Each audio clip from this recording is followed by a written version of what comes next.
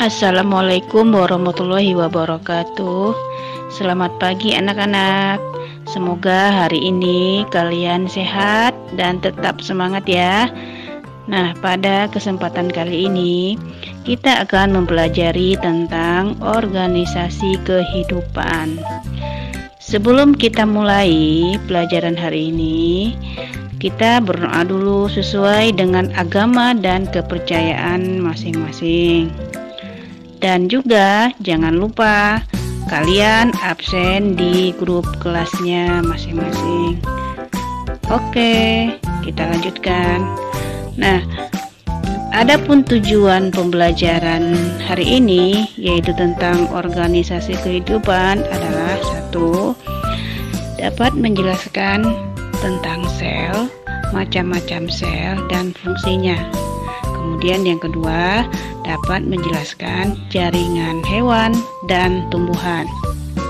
Kemudian subbabnya kita akan mempelajari tentang yang pertama adalah sel sebagai unit struktural dan fungsional kehidupan. Kemudian yang B-nya adalah tentang jaringan-jaringan yang terdapat pada hewan dan tumbuhan. Oke, kita lanjutkan. Kalau kita perhatikan tubuh manusia ataupun organisme atau makhluk hidup lainnya, di mana tersusun dari unit-unit terkecil sampai yang terbesar. Nah, urutan-urutan dari mulai unit terkecil ini sampai yang terbesar itu disebut dengan hierarki organisasi kehidupan. Untuk lebih jelasnya, kita lihat urutannya.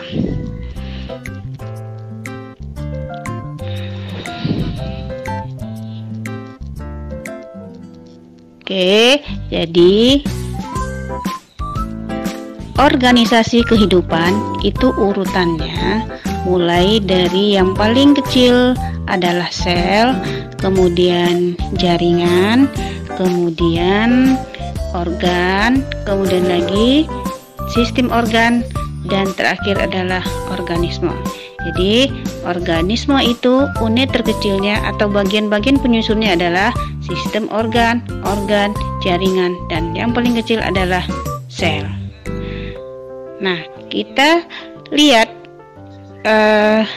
masing-masingnya. Ini gambar organisasi kehidupan.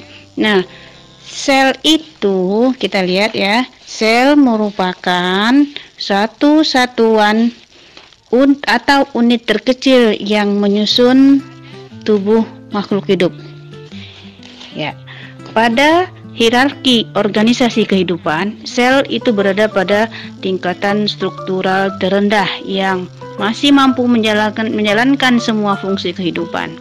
Sel itu mampu melakukan regulasi terhadap dirinya sendiri, memproses energi, tumbuh kembang, dan tanggap terhadap lingkungan serta melakukan reproduksi untuk melestarikan jenisnya.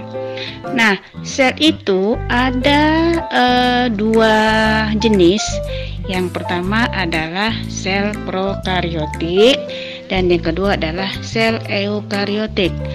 Nah, bedanya sel prokariotik itu tidak memiliki membran yang melindungi material inti. Kemudian bagian-bagian sel hanya terdiri atas pembungkus sel yang terdiri dari kapsul, dinding sel, dan membran plasma. Misalnya terdapat pada bakteri. Nah, kemudian sel eukariotik ya, itu memiliki ciri-ciri membran pelindung material inti, misalnya sel hewan dan sel tumbuhan. Nah, ini merupakan gambar dari sel prokariotik. Nah, kemudian ini perbedaannya sel prokariotik itu dan sel eukariotik. Dari ukurannya saja berbeda antara prokariotik dan eukariotik. Nah, itu bagian-bagiannya. Nah, kemudian sel itu terdiri dari bagian-bagian yang fungsinya juga berbeda-beda. Nah, yang pertama adalah dinding sel, itu fungsinya memberi bentuk dan melindungi isi sel. Kemudian ada lagi membran sel, mengatur keluar masuknya zat dari dan ke dalam sel. Kemudian ada lagi sitoplasma, ini merupakan tempat terjadinya segala kegiatan sel. Kemudian lagi ada inti sel, mengatur seluruh kegiatan sel, terutama mengatur pembelahan sel, pertumbuhan sel, dan membawa pewarisan sifat. Kemudian ada yang namanya mitokondria, ini fungsinya adalah tempat respirasi atau pernafasan sel untuk menghasilkan energi baru. Kemudian ada yang namanya ribosom, itu tempat pembentukan sintesis protein, dan lisosom merupakan penghasil atau yang menghasilkan enzim pencernaan. Kemudian lagi badan Golgi mengeluarkan zat dari dalam sel, dan retikulum endoplasma itu merupakan tempat pembentukan lemak dan menghubungkan inti sel dengan sitoplasma. Kemudian sentrosom yang berfungsi atau berperan dalam pembelahan sel.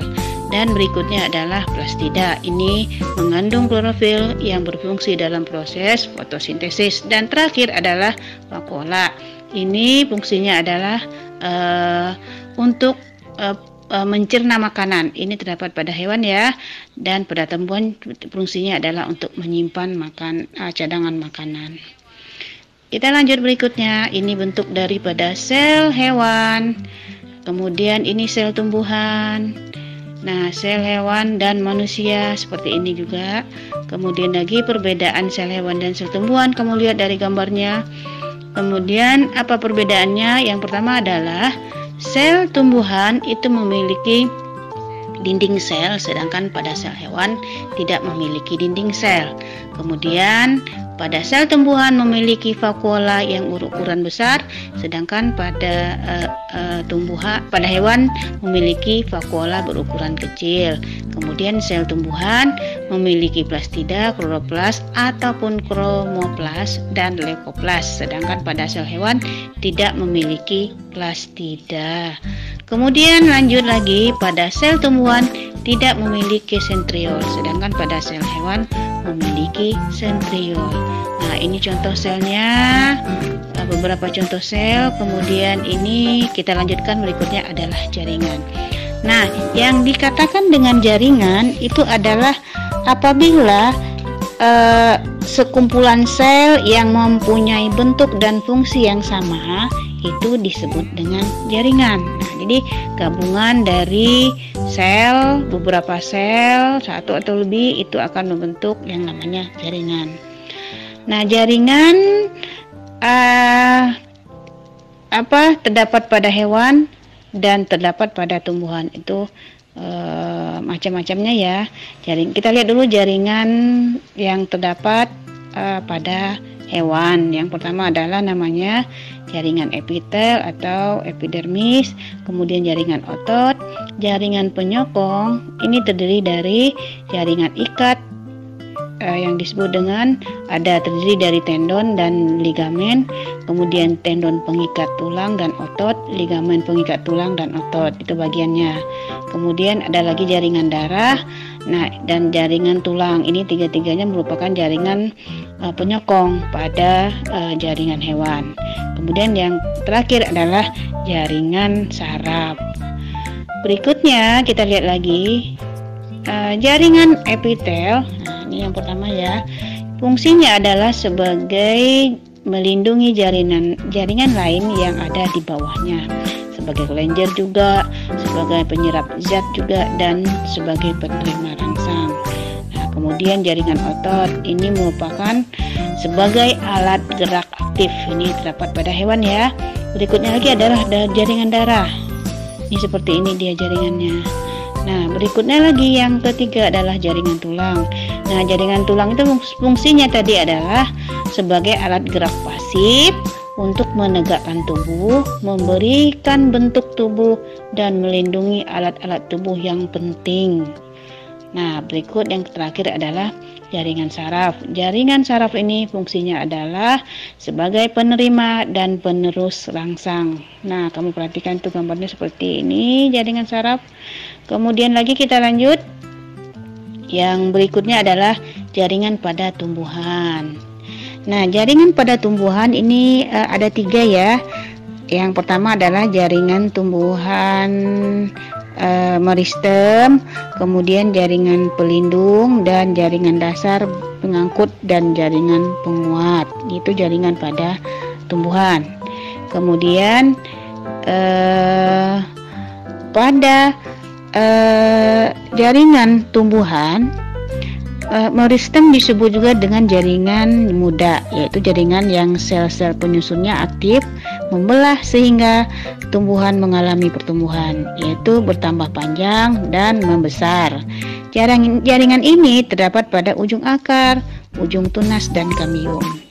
Kemudian ada jaringan dewasa, dibedakan menjadi 4 kelompok, yaitu jaringan epidermis atau pelindung, kemudian jaringan penyokong, kemudian jaringan dasar atau disebut juga dengan parenkim ya, dan terakhir adalah jaringan pengangkut.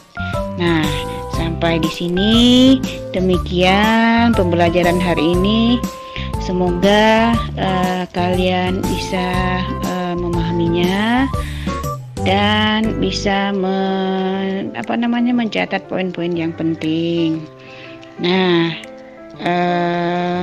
sekian materi hari ini, dan jangan lupa 4M ya anak-anakku. Nah, apa itu 4M? Yang pertama adalah jangan lupa mencuci tangan, kemudian memakai masker, kemudian menghindari kerumunan, dan terakhir adalah menjaga jarak. Oke, sekian. Assalamualaikum warahmatullahi wabarakatuh.